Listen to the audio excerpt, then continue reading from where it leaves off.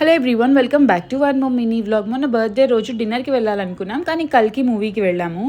అందులోనూ birthday Saturday వచ్చింది కాబట్టి ఓన్లీ వెజ్జే తినాలి. సో పోస్ట్పోన్ చేసుకొని వెన్స్డే నైట్ వెళ్ళాము. మనకు ఎలాగో బిర్యానీ అంటే చాలా ఇష్టం కాబట్టి అదొకటి ఉండింది మన లిస్ట్లో. కానీ ఆ రోజు ఫుల్ మండీ క్రేవింగ్స్ వచ్చేసింది. అందుకే గిస్మత్కి వెళ్ళామన్నమాట. గిస్మత్ జైల్ మండీ ఇక్కడ KPHBPNR ఎంపైర్లో ఉంటుంది కదా, అక్కడ ఏవేవో కొత్త కొత్త స్టార్టర్లు ట్రై చేద్దామని అయితే వెళ్ళాను. కానీ అక్కడ మెన్యూ కార్డ్ ఓపెన్ చేయగానే మనకి ఫస్ట్ చికెన్ లాలీపాప్ కనపడింది. ఇంకా అది కనిపిస్తే చాలు, ఇంకా దేని జోలికి వెళ్ళము. అలా ఒక చికెన్ లాలీపాప్ ఆర్డర్ ఇచ్చాం అండ్ ఒక చికెన్ జ్యూసీ మండీ ఆర్డర్ ఇచ్చామన్నమాట.